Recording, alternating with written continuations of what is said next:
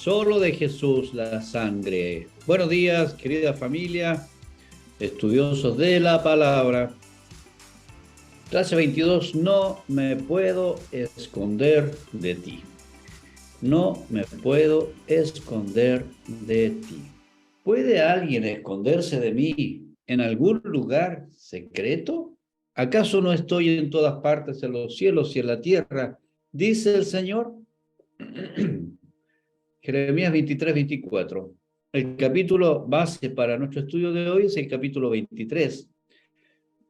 Y este capítulo, al leerlo ustedes, se van a percatar que está dirigido específicamente a los líderes, principalmente a los líderes del tiempo. Hay acusaciones muy serias, consecuencias muy serias de estas acusaciones también que hay en este capítulo. Por lo tanto, vamos a mirarlo de la perspectiva, si bien en el tiempo de Jeremías, este mensaje va dirigido principalmente a los líderes, considerando que los líderes políticos y religiosos en ese tiempo eran una misma cosa. Por lo tanto, no existía lo que hoy día nosotros conocemos y que ha sido causa también de debate en los últimos tiempos, perdón, la separación de iglesia y Estado. Entonces, los líderes políticos eran también los líderes religiosos. ¿Por qué? Porque es un Dios el que está entregando las indicaciones de cómo se debe dirigir el pueblo. Por tanto, lo que nosotros descubrimos acá es que hay un reclamo de parte de Dios, una denuncia de parte de Dios al mal comportamiento de los líderes.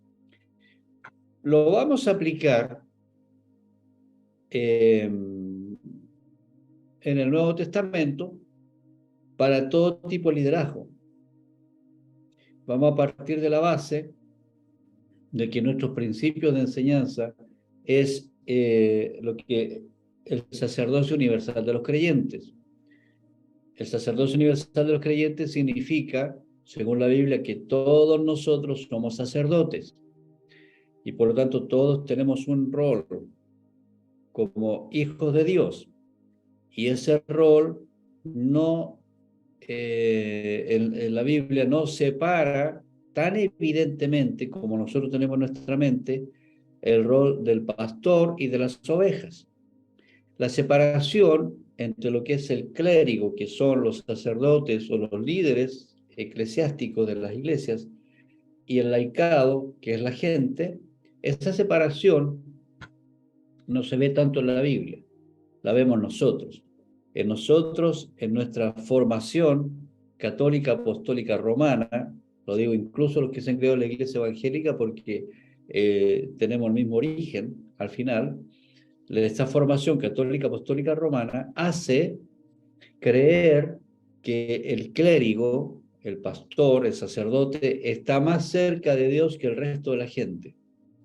Y por lo tanto se le atribuyen ciertos poderes al pastor, a los sacerdotes, ciertos poderes que la persona común no tiene.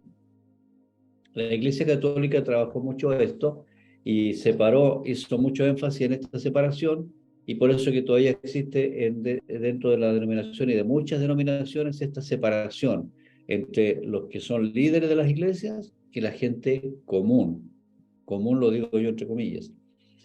La Biblia no nos muestra tanto eso. Si bien nos muestra roles, liderazgos, nos muestra un cuerpo donde cada uno cumple su función. Entonces, la función pastoral, la función del liderazgo, la función de la evangelización, los dones que están descritos en Efesios 4, en Romanos 2, en 1 Corintios 12, esos dones marcan la diferencia en la tarea de cada uno de nosotros. Pero todos nosotros tenemos responsabilidad pastoral frente a la gente que va llegando a nuestra célula, a la iglesia.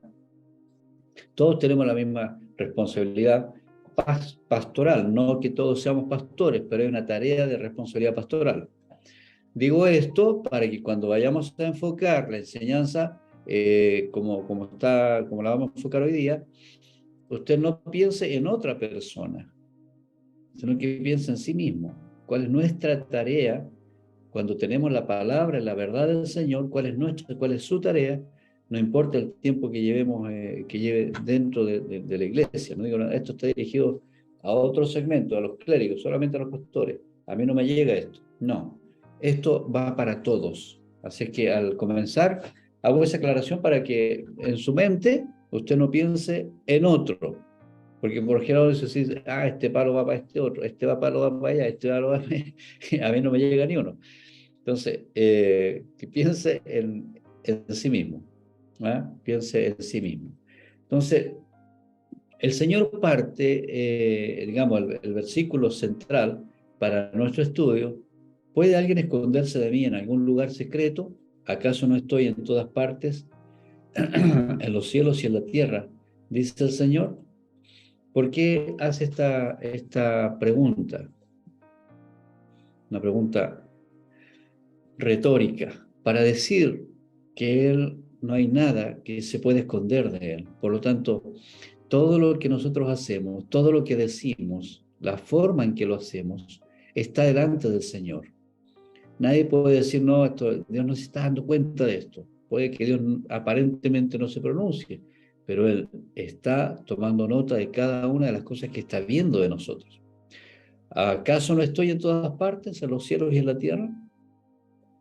Dice el Señor.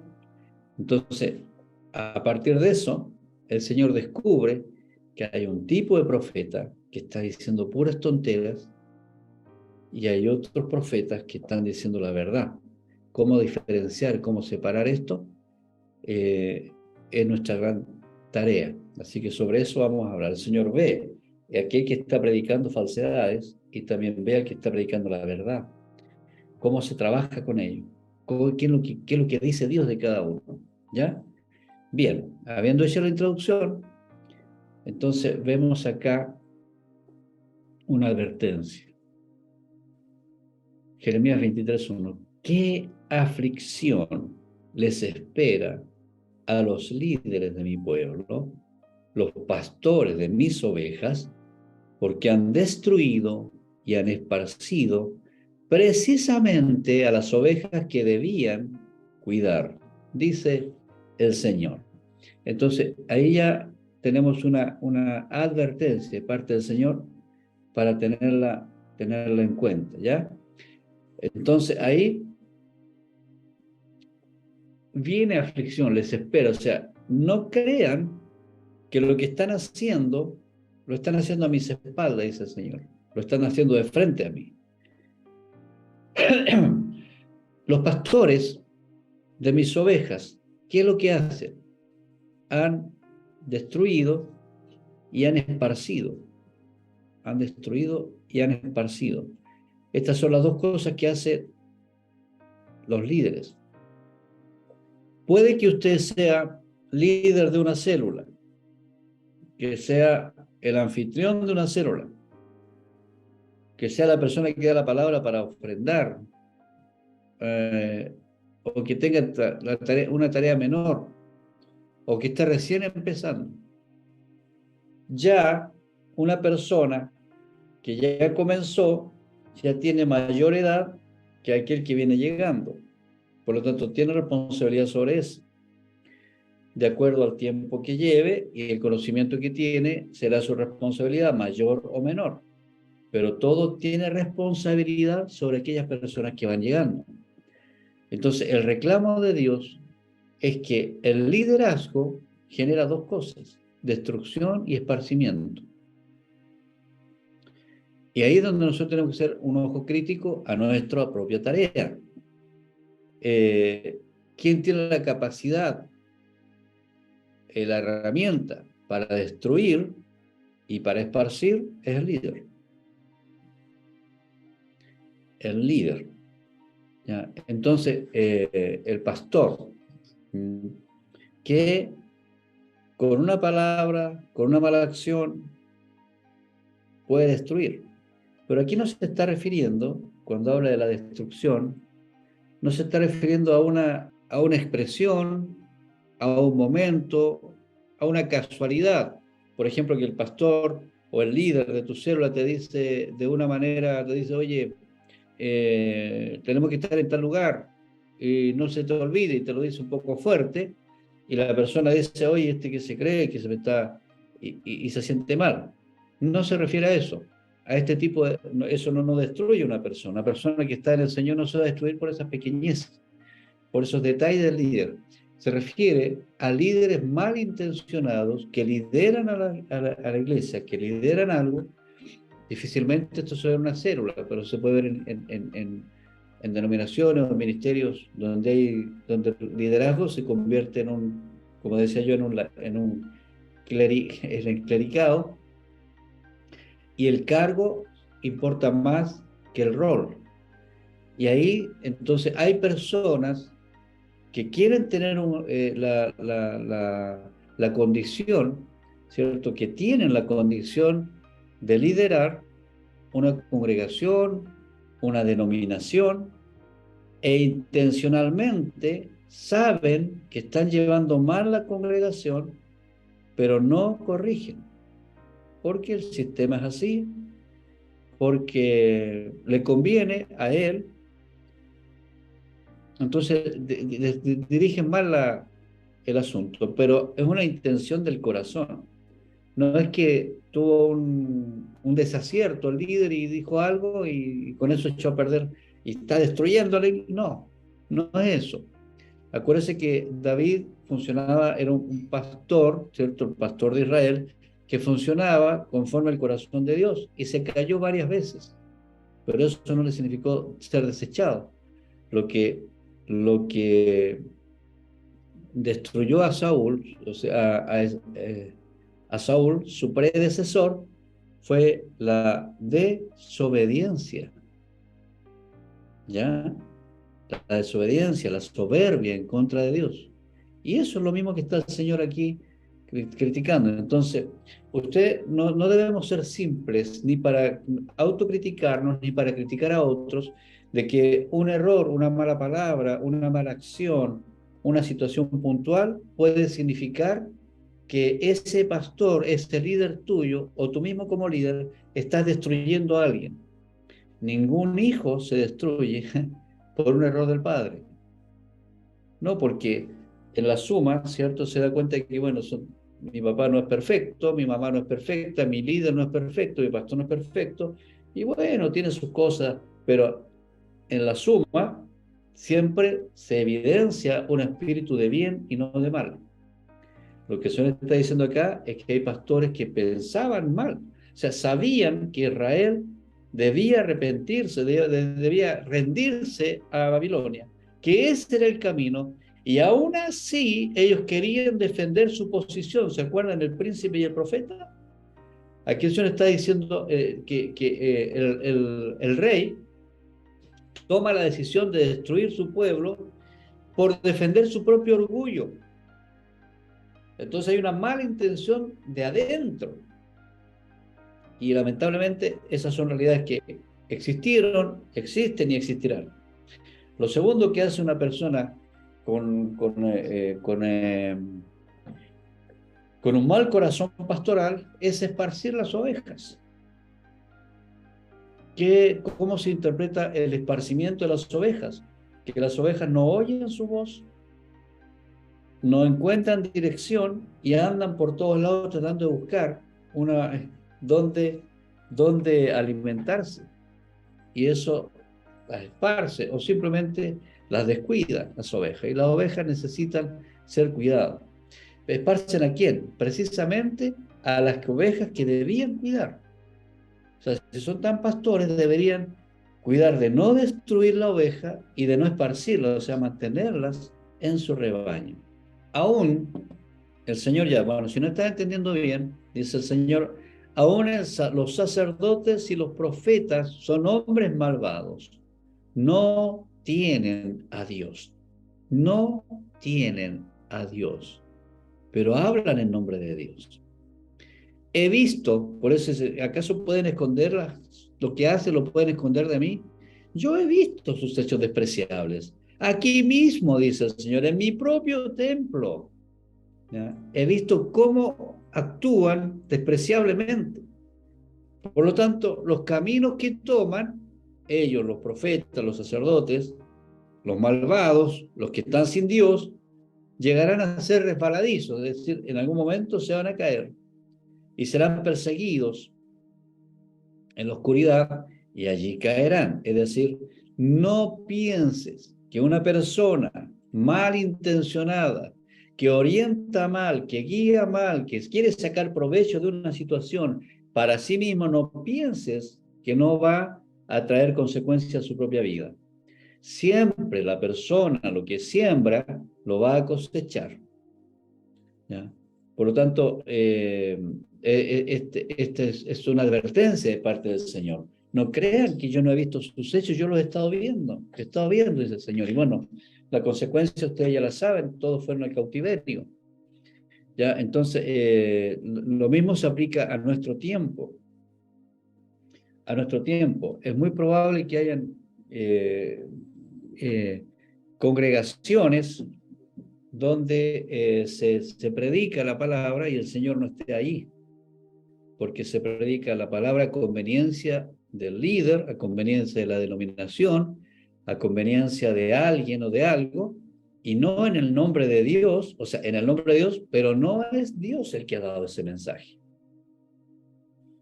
Entonces, por eso que siempre nosotros a las nuevas generaciones le decimos a usted, mientras no tenga una madurez,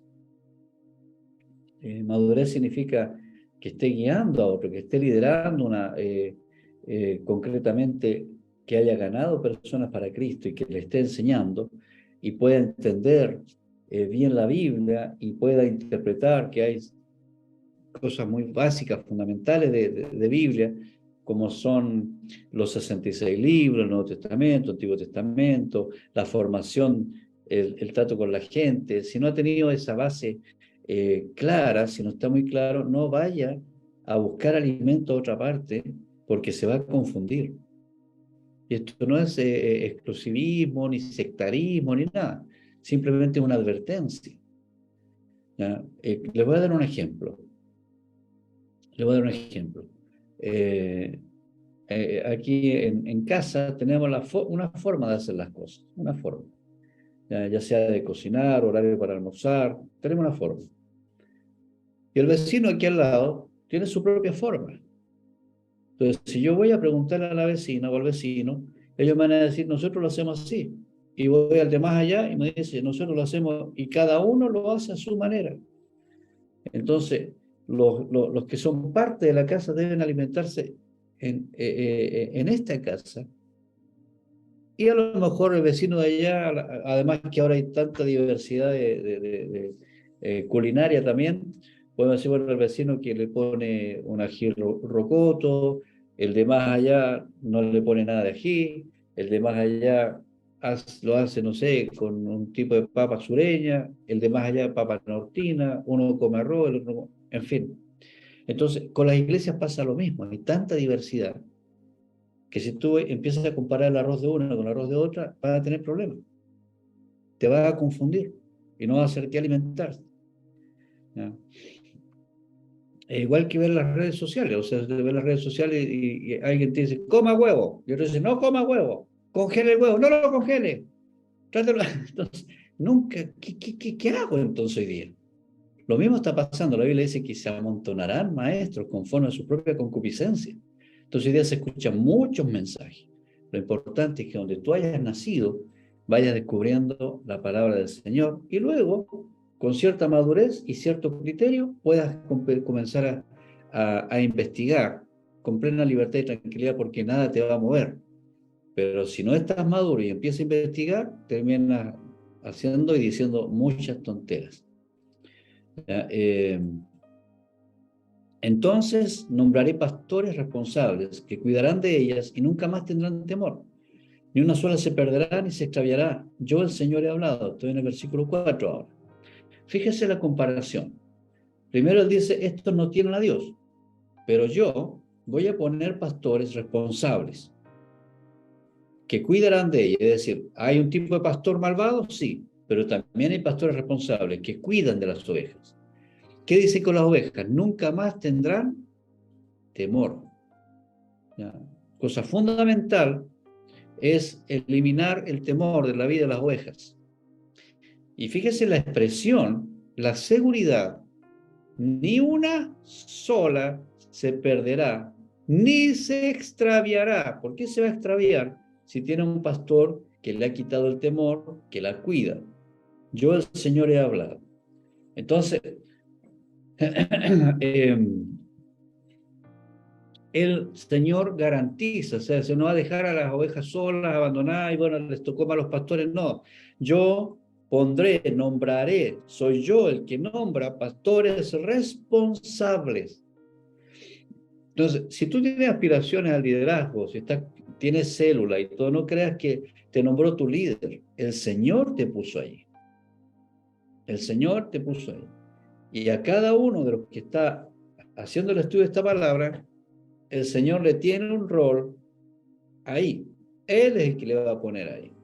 Y muchos tendrán que ejercer tareas pastorales. No digo que todos van a ser pastores, ejercerán tareas pastorales, porque así funciona MBN, entregando esa tarea al cuidado de las personas nuevas, a los más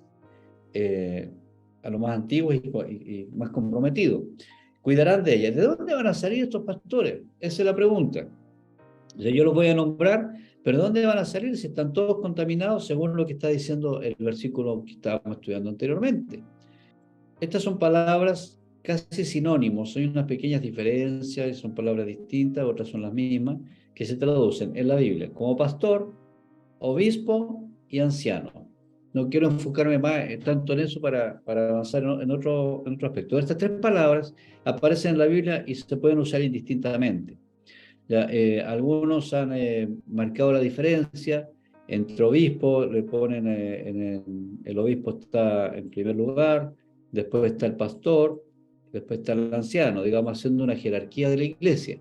Pero eso es marcando lo que yo digo justamente que no es tan así en cuanto a la organización de la iglesia, cuando se habla del clero, y para abajo, digamos, están los laicos. ¿Ya? Entonces, no es tan así. ¿Ya? Pastor, obispo y anciano son dones que el Señor da. Y en este caso, los dones tienen una tarea muy son prácticamente sinónimos. ¿Ya? Para tener claro, ¿cierto? Eso y entenderlo bien. Y hoy día se usa mucho la palabra líder y la palabra ministro. ¿Ya?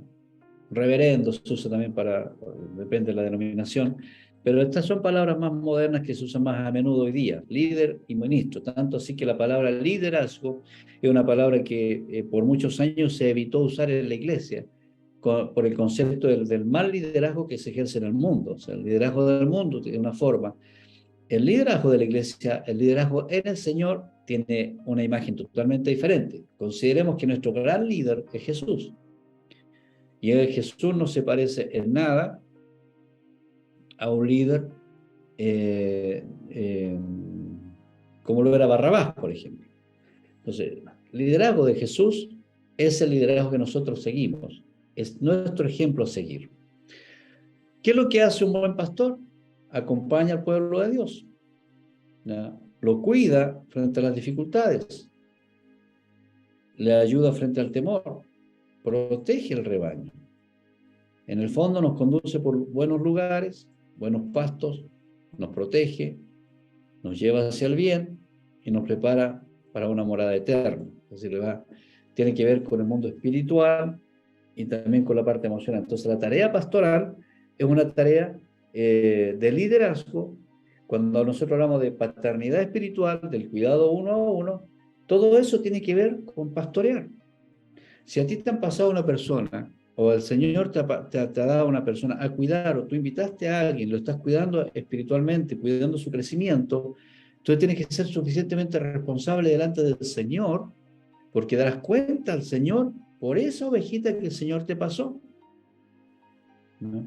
Entonces, eso es muy, muy delicado. O sea, trabajar en esta área es muy delicado, pero no tenemos otra opción, es a lo que el Señor nos ha llamado. Entonces nombraré pastores responsables que cuidarán de ellas, y nunca más tendrán temor. Yo, el Señor, he hablado. Fíjense lo que dice Juan 17:12, la oración de Jesús al Padre.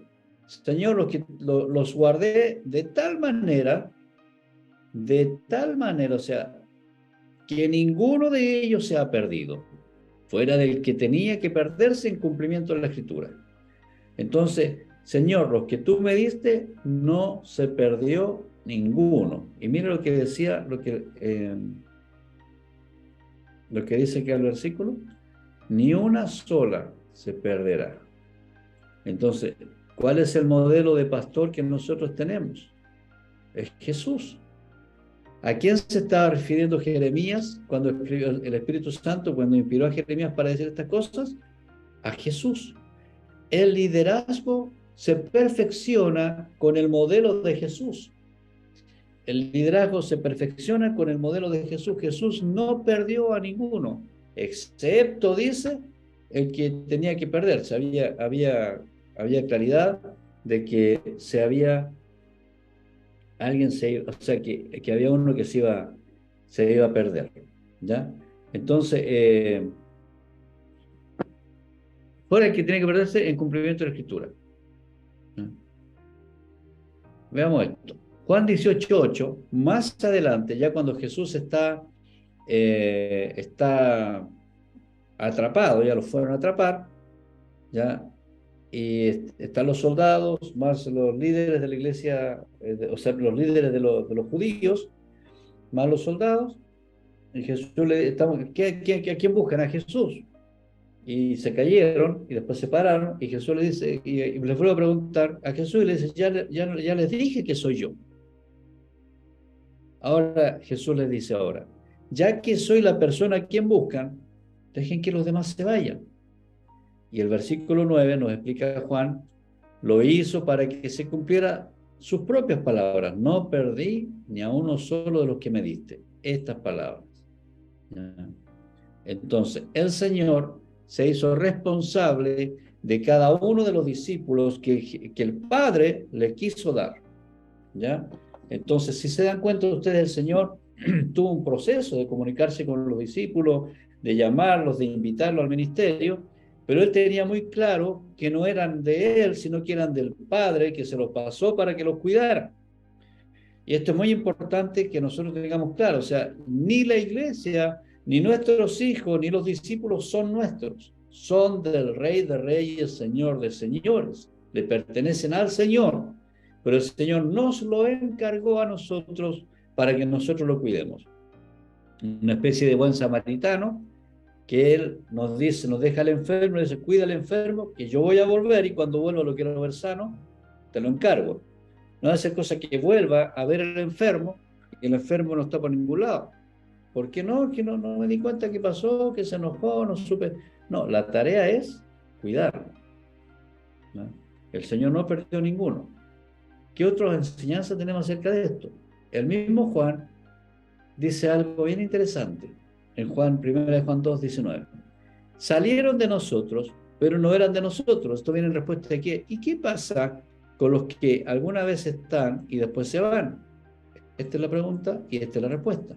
Juan responde, salieron de nosotros, pero no eran de nosotros. Porque si hubiesen sido de nosotros, habrían permanecido con nosotros. Aquí se reitera la palabra nosotros 3 veces. Pero salieron para que se manifestase que no todos son de nosotros.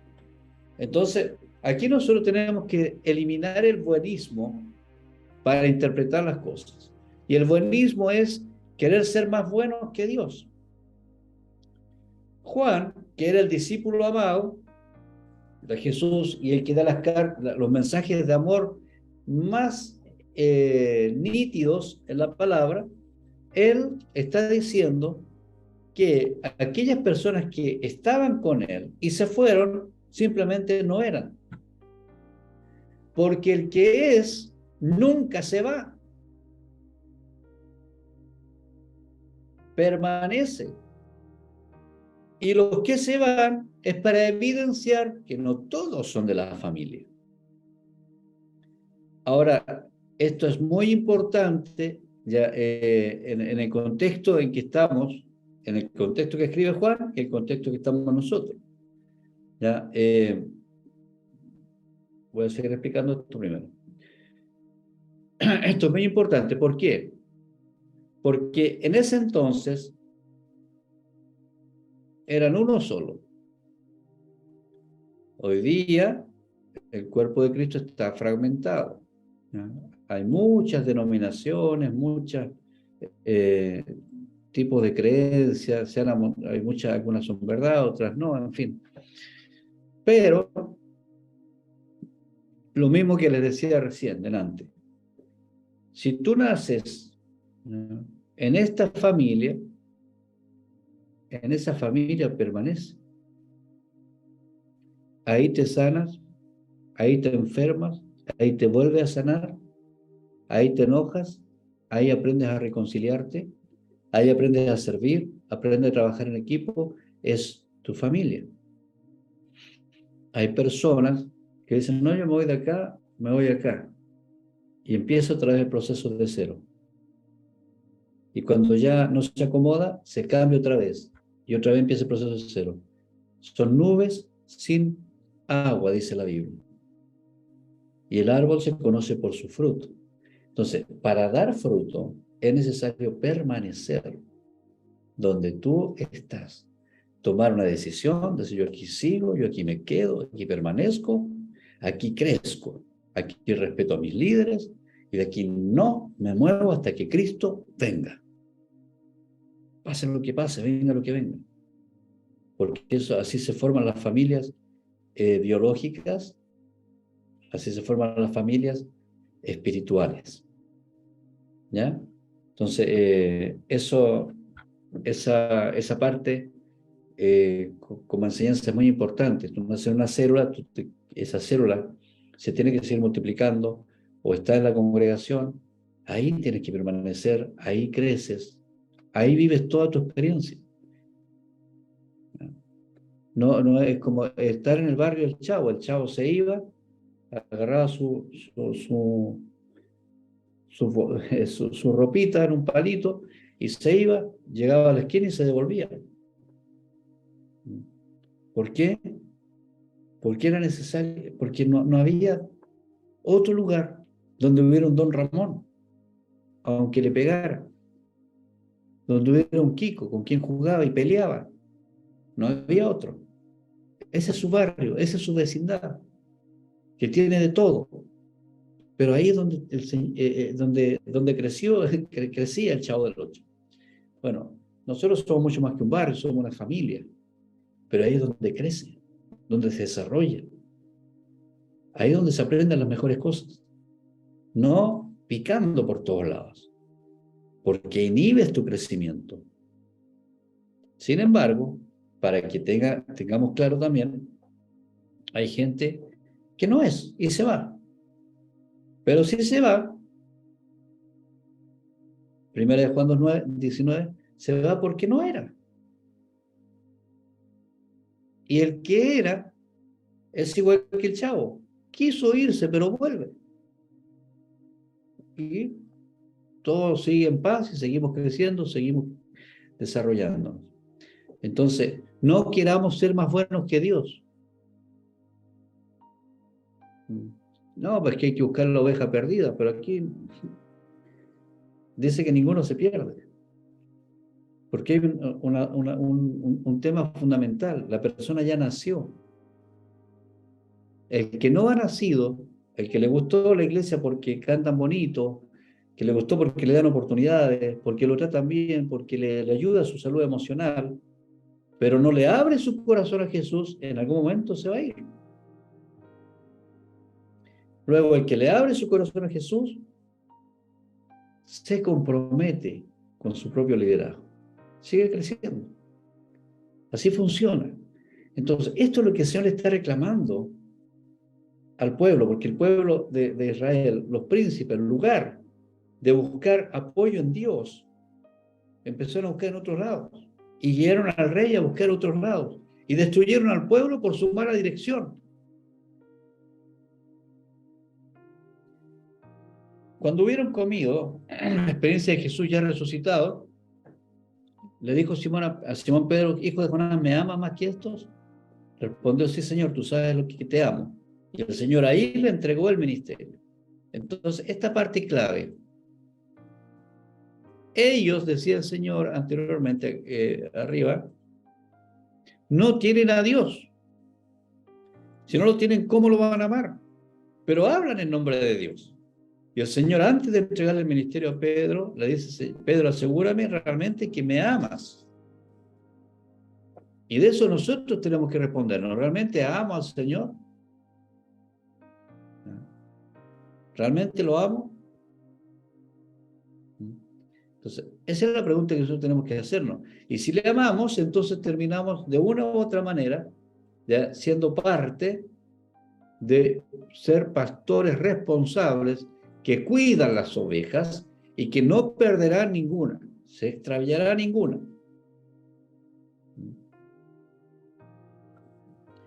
Pues se acerca la hora, dice el Señor, cuando levantaré a un descendiente justo, versículo 5, del linaje del rey David. Él será un rey que gobernará con sabiduría, hará lo justo y lo correcto por toda la tierra, y su nombre será El Señor es nuestra justicia. En ese día Judá estará salvo, Israel vivirá seguro. Acá está claramente hablando de Jesús, y está hablando de un reino que va más allá de Israel, pero los israelitas no lo entendieron. Será un rey que gobernará con sabiduría, y ese rey que gobernará sabiduría no gobernará políticamente, no es un gobierno político el que Jesús ofreció, sino es un gobierno espiritual, en el Espíritu. ¿Y cómo gobierna? A través del Espíritu Santo. Entonces, gobernará con sabiduría, hará lo justo y lo correcto por toda la tierra. Entonces, ¿cómo hoy día el Señor puede gobernar? A través de su Espíritu Santo. Cuando el Señor enseña al Padre nuestro y dice, venga tu reino, Señor gobierna. ¿Pero dónde gobierna el Señor? ¿En la moneda? No. El Señor gobierna en nuestros corazones. Y a través de nuestros corazones, de un corazón donde está Jesús, acá en el norte de Chile, en el sur del Perú, en Ruanda, en China, en Turquía, donde está el Señor gobernando, ahí hay gobierno de Dios. Y por lo tanto el Señor sí está teniendo injerencia en toda la tierra con la luz que nosotros iluminamos. Por eso debemos estar muy aferrados, conectados con lo que Dios está haciendo en nosotros y en el mundo. Fíjese que hoy día nosotros estamos en un tema de elecciones, o sea, de plebiscito, para elegir una u otra, a ver si nos gusta ¿cómo se llama esto? La propuesta constituyente. Pero con esta o con otra, nosotros seguimos siendo hijos de Dios y seguimos trabajando y seguimos influyendo, así nos persigan, nos ataquen, como sea, daremos la vida por este evangelio. No llegaremos a acuerdos políticos con nadie, porque no se acomoda la política, la política no piensa acomodarse a la Biblia, y nosotros no pensamos acomodar la Biblia a la política. Pero obviamente que tenemos opinión, tenemos derecho a decir, tenemos derecho a resistir o no, a decir qué es lo que nos parece bien según la Biblia, a opinar, pero nuestra gran tarea de seguir evangelizando, de seguir trabajando, llevando el mensaje de Jesucristo, no se va a terminar. Gane quien gane. Seguimos con la misma fuerza y con las mismas ganas. Entonces, el Señor nos da sabiduría a través de Jesús, y Jesús nos gobierna a quienes han nacido de nuevo. Esto ya lo dije ya. Los caminos que toman llegarán, esto ya lo dije ya. Sí, sigamos. Comparemos ahora. Ruego a los ancianos que están entre vosotros, acuérdense que anciano es lo mismo que pastor, líder, ministro, obispo, que está entre vosotros. Yo anciano también con ellos. Aquí fíjense que la Iglesia Católica insiste en decir que Pedro es el primer papa, pero el mismo Pedro no se considera un clérigo. Él es un sacerdote más, no con la investidura sacerdotal de la Iglesia, sino que con el ejercicio de la tarea sacerdotal, que es interceder a Dios por la gente. Entonces él dice, yo soy uno más, y yo soy testigo de los padecimientos de Cristo, soy participante de la gloria que será revelada. Es decir, soy uno más. Yo no le estoy diciendo como el que más los manda, como el gran jefe, no. Como uno más le estoy diciendo, apacienten la grey de Dios. Cuiden a la gente que está entre vosotros. Cuídenla. Pero ¿cómo se cuidan las personas? No por fuerza. Oye, yo soy tu líder. Así. No. Así no funciona. Sino hacerlo voluntariamente. Hacerlo voluntariamente. ¿Ya? No por ganancia deshonesta. Es decir, hagamos negocio con la iglesia. No, con ánimo. Haya, no haya, con ánimo pronto, siempre sirviendo al Señor. En la abundancia, también en la escasez. No como teniendo señorío sobre los que están a vuestro cuidado, como suele ocurrir, que bueno, pareciera que el obispo, el pastor, el sacerdote fuese un semidios que baja del Olimpo y hay que darle atenciones especiales. Sí, por supuesto que hay que reconocer, hay que respetar, a veces nos vamos al otro extremo y menospreciamos al pastor. Es otro extremo, pero no tiene por qué sentir que hay señorío ¿ya? De tipo jefatura sobre las personas. No, todo el trabajo es voluntario, todo el trabajo no involucra dinero ya de por medio, todo el trabajo es con ánimo pronto y todo el trabajo es a través de ser ejemplo de la grey. Entonces la gran tarea de los pastores, de los líderes, ¿ya? De los que están enseñándole a otros, así tengas una ovejita, tiene la misma tarea y responsabilidad. ¿Ya? Si ya has traído a alguien, ya tienes tarea y responsabilidad sobre el cual es ser ejemplo en todo. Y entonces ahí viene la responsabilidad de cuidarse uno mismo para poder ser ejemplo a los demás. Y en esto consiste esta tarea. Pero es muy importante que entendamos las motivaciones. Aquí Pedro está aclarando que hay ciertas motivaciones que no son puras en la iglesia. A la iglesia no se le cuida, la gente no se le cuida por fuerza, ¿no? A la fuerza. Siempre el trabajo es voluntario. Jamás se le cuida por dinero, sino con sinceridad y con ánimo pronto, en cualquier circunstancia. Y jamás se le mandonea, sino siendo ejemplo. Siempre el pastor, el líder, debe ir adelante de las ovejas como ejemplo.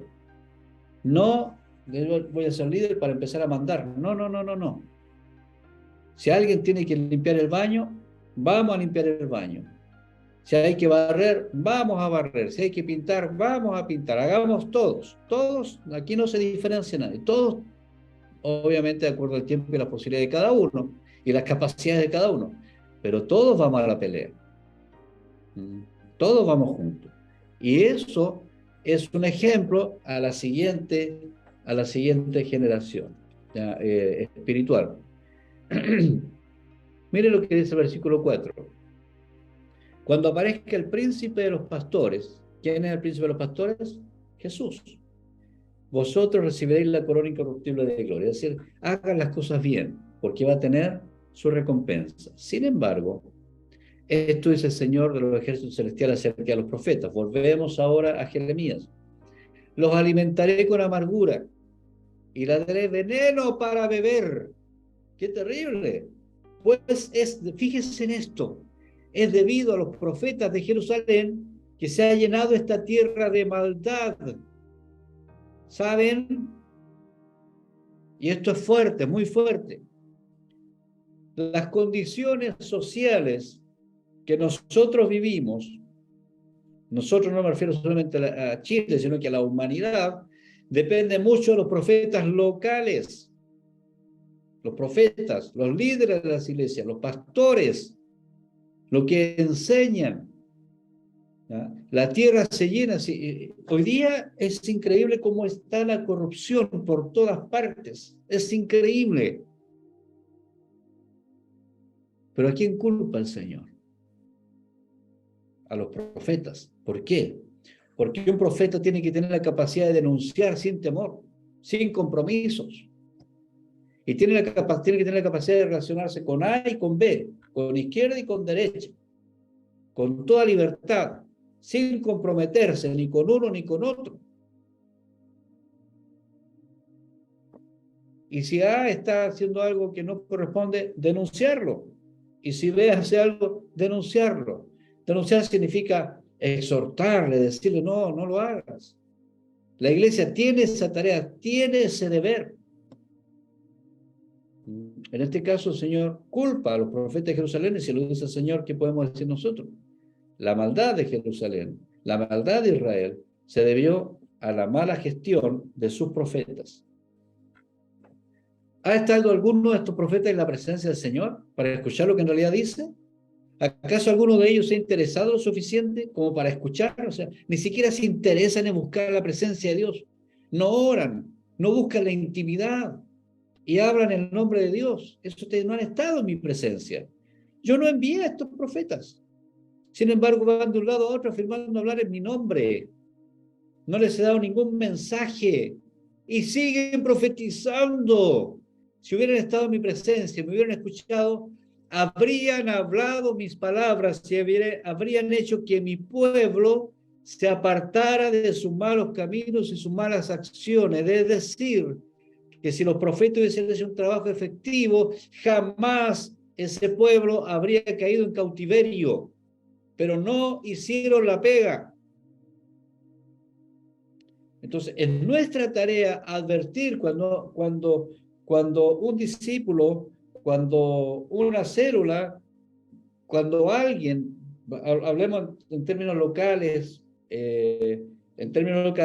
está a punto de cometer un error o uno lo ve que está equivocado, es nuestra tarea advertirle, decirle. La persona tomará sus decisiones, pero nunca va a poder decir, nunca me dijeron. Y mucho menos estimularlo a hacer algo que está mal hecho. Entonces, estos profetas, hablando en mi nombre, cuando nunca estuvieron en mi presencia, han hecho que mi pueblo se aparte y se vaya en malos caminos y vaya con malas acciones. El pueblo necesita que lo dirijan. Y el Señor dice, ¿soy acaso Dios de cerca? No, al mismo tiempo estoy lejos, o sea, estoy allá y estoy acá. ¿Puede alguien esconderse de mí en algún lugar secreto? O sea, ¿pueden hacer estas cosas escondidas, corromperse? No, ¿acaso no estoy en todas partes? ¿En los cielos y en la tierra?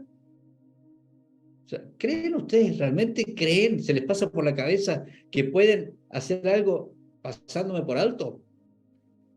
Yo he oído a estos profetas decir, escuchen el sueño que Dios me dio anoche. Y después pasan a decir mentiras en mi nombre. ¿Hasta cuándo seguirá esto? Dice el Señor, a través de Jeremías. Si son profetas del engaño, pues inventan todo lo que dicen. Qué terrible, ¿eh? Con decir estos sueños falsos pretenden hacer que mi pueblo me olvide, tal como lo hicieron sus antepasados al rendir los ídolos, culto a los ídolos de Baal. Recordemos que los profetas de Israel, del norte, profetizaban en nombre de Baal también. O sea, fue tan fuerte la apostasía de ellos que empezaron a profetizar en nombre de otros dioses. Cuidado, porque hoy día se escuchan profecías, y cuando digo profecías, palabras, predicaciones, exhortaciones, que están muy sincretizadas con enseñanzas e ideologías de este tiempo. Que estos falsos profetas cuenten sus sueños, pero que mis verdaderos mensajeros proclamen todas mis palabras con fidelidad. Hay diferencia entre la paja y el grano. Aquí está la clave, queridos. ¿Acaso se acuerdan del trigo y la cizaña? Cuando el Señor cuenta esto, dice, bueno, Señor, le dicen, ¿quieres que saquemos la cizaña que sembró el malvado?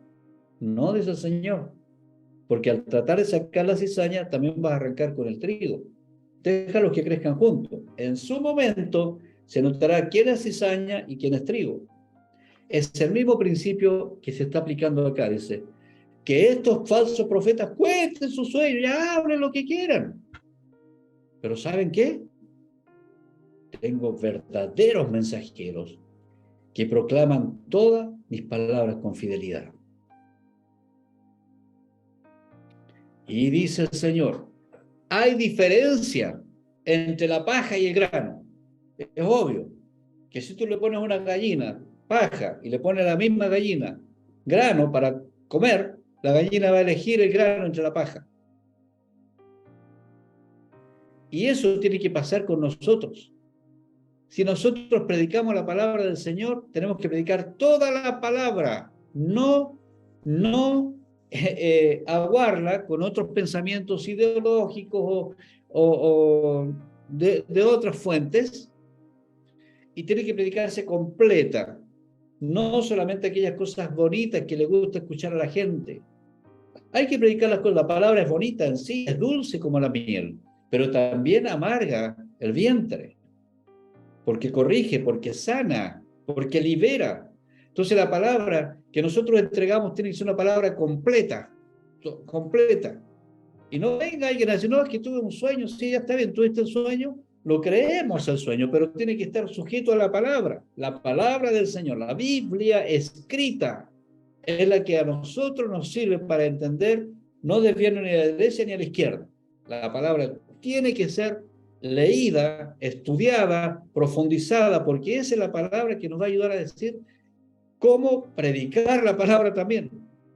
No quema mi palabra como el fuego, dice, o sea, si la palabra del Señor es proclamada, la persona que recibe esa palabra va a sentir fuego en su corazón, tal como lo sentía Jeremías, y va a producir cambios. Ahí está la clave. Va a producir cambios, porque la persona que se alimenta de paja, no hay ahí nutrición. Pero si se alimenta de trigo, es distinto. ¿Acaso, dice el Señor, no es como un martillo poderoso que hace pedazo una roca? Es decir, la palabra del Señor que cae como martillo sobre la roca la muele. No hay corazón duro, no hay doctrina dura, no hay enseñanza falsa, no hay hábito pecaminoso que no pueda ser roto a través del poder de la palabra. Pero como no se predica la palabra completa, entonces no hay fuego ni hay roca que esté rota. Está todo, está todo suavizado. Entonces, si nosotros predicamos la palabra de fuego, entonces se producen cambios. Cuando uno predica la palabra completa, hay salvación. Y los hábitos y los dioses que uno pueda tener, que sean de roca, de madera, lo que sea, se rompe. ¿Para qué? Para que fluya la palabra del Señor y entonces la vida cambia. Por lo tanto, dice el Señor, estoy en contra de estos profetas que se roban mensajes el uno al otro y alegan que provienen de mí. Mire esto, ¿eh? Se roban mensajes el uno al otro. Yo leí este pasaje cuando estaba recién empezando en el seminario y ahí entendí de que cada vez que el Señor quiere hablar algo, tiene que hablar a través de mí. No quiere decir que yo le voy a pedir, oye, tiene un mensaje, quiero predicarlo.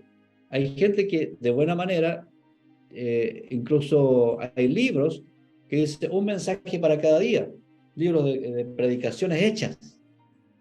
Y las predicaciones hechas, no sé, uno le puede dar vida a esas predicaciones, pero en realidad nunca ha sido nunca he podido hacerlo de esa manera. ¿Ya? Y alegan que se quitan los mensajes de uno del otro y le predican. Estoy en contra de estos profetas, que con mucha labia dicen esta profecía es del Señor. Yo estoy contra estos falsos profetas. Sus sueños imaginarios son mentiras descaradas que llevan a mi pueblo a pecar. Yo no los envié ni los nombré. y no tienen ningún mensaje para mi pueblo. Yo, el Señor, he hablado, es decir, no les crean. Si algún profeta o sacerdote o alguien más dice, tengo una profecía del Señor, castigaré a tal persona junto con toda su familia, ustedes deberán preguntarse el uno al otro, ¿cuál es la respuesta del Señor? ¿O qué dice el Señor? Ya dejen de usar esta frase, una profecía del Señor. La gente la usa, dice Jeremías, para darle importancia a sus propias ideas, tergiversando las palabras de nuestro Dios, el Dios viviente, el Señor de los ejércitos celestiales.